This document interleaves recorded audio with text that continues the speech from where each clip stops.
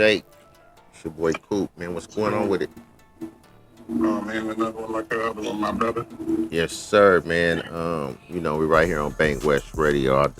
I've been playing some of your music. Play the singer for me on this top 10 countdown. And I want to check in with you, man. You just dropped a new release. Yeah, Late checkout, uh, right? like check out one. Okay. How let's talk about the record, man. Tell us everything about the album. Uh, bro, I was just recording so much music. First of all, I did the trilogy, the Organic High trilogy. I did the Organic High, Organic Market, and Organic Living trilogy. And then after that, I was like, yo, let me do something else. So I went to the late checkout. So the late checkout was kind of like my little just back to the basics type music, you know what I mean? And I got a late checkout too coming too, but it was just going, trying different styles, different type of music, and just being free with this project. Just trying different stuff, you know what I mean? Instead of being scripted that the last three albums was. Because those were scripted. It was, organic living, organic market, and then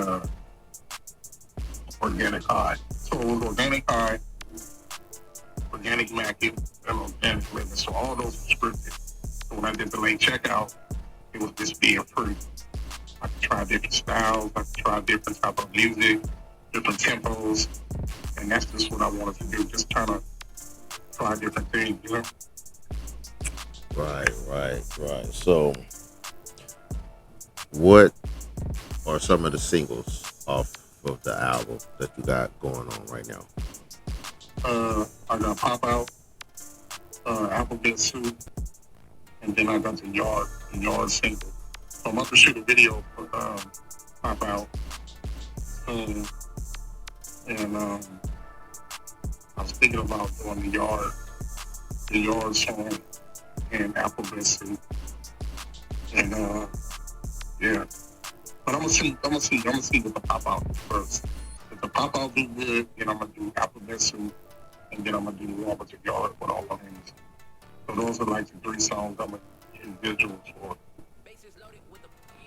Okay, it's been like 10 plus years since you dropped the movie 99 North. Right. Um, do you have any plans to re-enter that lane again? Maybe. Uh, I'm gonna just keep it real, bro. Like that shit, it was dope, but it costs money to do a lot of it. Well, you know what? Now it might be cheaper because now I understand it, and it's like I don't have to put as much into it as I did because at that time it was the DVD era. So it was kind of like you have to shoot a dope film with um, dope cameras, and you have to have uh, B-list actors put on a box to either be entertained by distribution companies or DVD outlets. So now that everything is digital and everything is kind of like home base, you don't have to do that. You know, you can get a couple of your homies and y'all can film and basically repeat the characters and build a brand around that with different writing, different movies. So uh, I might, but right now I'm just trying to focus on like merch, intangibles, because the thing with the movie thing now is it's like you can do it, but it's not nothing that's to me sustainable if you don't have a brand. Like I watch the Detroit dudes, right? They put out so many movies, but they're using the same people, so that brand, you know what you're gonna get when you see. But in that world, you have to continue. It's like you got to continuously do it to make people believe in those actors. You know what I'm saying? Right. And then you start falling in love with the characters from each movie. So your expectations of levels of acting, you don't put it that high because you probably kind of know what you're gonna get. So in order to do that, where people take it seriously. We can have a consistent brand to where I can be on front of Tubi instead of just being a person you have to type in a name and it's on there. You know what I mean? Uh, you have to consistently do it. And I know it costs a lot to do that through editing and sound. You know what I'm saying? So me personally, it's like I wouldn't want to put myself in that kind of financial hole, not able to see a quick return on it. You know what I mean? Like I love the art of it, but I'm not passionate about the film like I'm passionate about the music. You know what I mean? Because it's the same hustle, it's the same drive, but it's a different facet of it. You know what I mean? Because now you don't have to have, like I said, you don't have to have B-list actors. It can be you and your homies, but you have to do a consistent thing to make people have a taste for those people to fall in love with their characters. If that makes sense, you know what I mean? So it's like I don't really have the time or just the resources to do that. You know what I mean? Like, because it's a constant thing. It's like once you drop it, then okay, 6 months later you gotta come with another. Then you gotta come with another. Because it's product placement. So when you're on these different platforms, you gotta be able to make sure that your movie, just like when you log on Tubi and it says black cinema or drama, whatever, you gotta be the list. You gotta be on top of that list versus, I got my movie on Tubi, but you gotta type in 99 North in order to see it. It's not on the front page. Mm-hmm. So in order to be on the front page, you have to be consistent with your movies, and then that comes with relationships. And then it's like, okay, now when you put it out, now that you know that your product placement is top tier because the relationship and your product is good to where people are going to that brand to check out that kind of movie. You know what I'm saying? Like when I go watch McGraw Ave, and those actors, and then when they do movies, I kind of pretty much know what I'm going to get. Right. Because of their brand, because they consistently do it. When I watch, what's the other brothers from Detroit?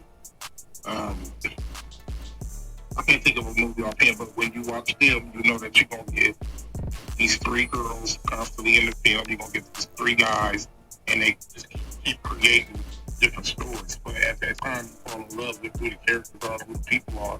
So like I said, when you watch it, it's like you're not looking at it like, oh, these actors suck. No, you know what you're going to get, so you're not going to have a good taste or a bad taste. You're just entertained.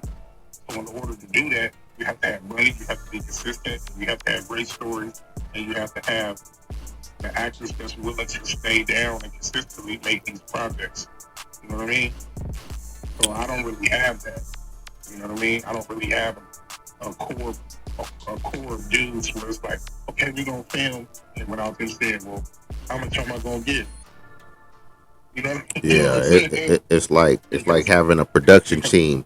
You want to Yeah. try to drop every album with the same production team. If you got to keep switching up every album, it's gonna Right. You know what I become mean? kind So of a it's like, headache. Yeah. I know like when they do their thing, they're not getting those questions because they know if they keep creating, the checks are gonna come. You know what I mean? So for me to say, okay, I'm gonna do another 99 North 2, yeah, people will come out because they seen it.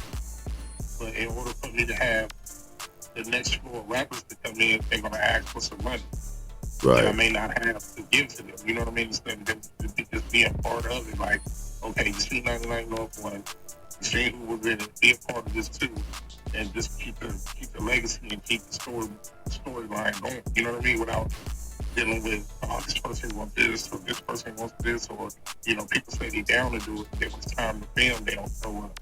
Mm-hmm. You know what I mean? Type Mm-hmm. thing. So I don't have those poor people that's just dying to be actors or just dying into, screenplay and things like that. Because most of these people, what people don't know is most of these people that do these acting that's consistent, somewhere down the line they went to like a theater school or they were part of theater. You know what I mean? To where it's like, okay, he went, behind the scenes, he went to school for theater, for writing. This girl, she was in theater in high school with her and her friends, and she was with the drama class. You know what I mean? Like, when you go deep down into their stories and why they're staying down to do it, because they have already been doing it, but they may not have the means to move to LA to pursue it. Right. Right. Right. You I know, you know agree. what I mean? So it's like, oh, we can do everything right here in Detroit. Or they may not have the hookup to go to Tyler Perry's studio in Atlanta and audition and get a job. Like Country Wayne, for example, he the Ross because he did everything from his iPhone and he created his thing was just him and his boy for a long time. Where they was just the rapper. They was the rapper dude. The rapper dude. Then as it went by, he started creating different stories within the story, within the story, within the story, within the story. You know what I mean? To where he kept the same core people, and then as time went by, you might see a different face. But the majority of everybody else is still the same. You know what I mean? So to answer your question, yeah, but no. If I had a core dude that was down to do it every day, and I wouldn't have to worry about money or things that come with dealing with different human beings, yes, I would do it. But I know that where I'm from, people are not hungry like that. You know what I mean? It's like, especially if they got, it's a lot. I So, get no, it. you know what I'm saying? I get it. So you mentioned you got apparel coming. You got the new album. Like, check out what's next for Shake the Mayor. And I'm trying to, right now, I got a thing called All Coast Music. So I'm trying to build a house of everything, streaming, uh, music reviews, everything that everybody else is doing online, but I'm trying to do it in-house under one umbrella. You know what I mean? Because I see that's what the game is. It's like, it's this media house. Like we was talking before we got online, it was like, podcasting is cool, but now the streaming is taking over. You know what I mean? So I see the next elevation is media medium houses. Just like the boy did Streaming University, where he brought everybody in, all the streamers and everybody. They was under one umbrella. That's where I see the game going. So that's what I'm trying to do right now. I'm trying to do things that's tangible that I can control instead of doing things that I can't control and be let down by somebody else's uh, control, or I have to ask somebody. Like I don't have to ask somebody to put up my merch. All I have to do is pay my graphic designer. Either I like it or I don't. If I like it, I press it up, put it out to the market. People buy it. Okay, time to do a thing. You know what I mean? With the media thing, I can pretty much do the same thing I was doing with information station because I know a lot of people. I can control that. You know what I mean? It's either you want to be on camera or you don't, type thing. You know what I mean? So I'm trying to do things in my last part of my career that I can control, and not dealing with asking somebody to do something for me, which I was doing in my earlier career. Of always wanting to ask somebody, hey, can you do this or can you do that? Or, I'm depending on somebody's mood or favor. You know what I mean? So now I'm into like, okay, the only thing I'm doing is what I can control. Because I won't be let down by myself. When you start dealing with other people and asking for favors and, dealing with other people's stuff, you can be let down because how you would do things for somebody, people may not do that for you in the Facts. same way. And I've been Facts. let down like that my whole career. You know what I mean? So now I'm to the point where it's like I'm only doing what I can control, what favors me, and I can turn that switch on, switch off when I want to. Not somebody turn the switch off on me when I'm rolling. You know what I mean? Yes, So sir. Indeed. that's what I'm doing. That's the next for me. Indeed. Indeed. Well, shout out to all the listeners, man, who checking this thing out, man. Um, Again, Shake the Mayor late checkout available Yeah. right motherfucking now. Like I said earlier. Any last words?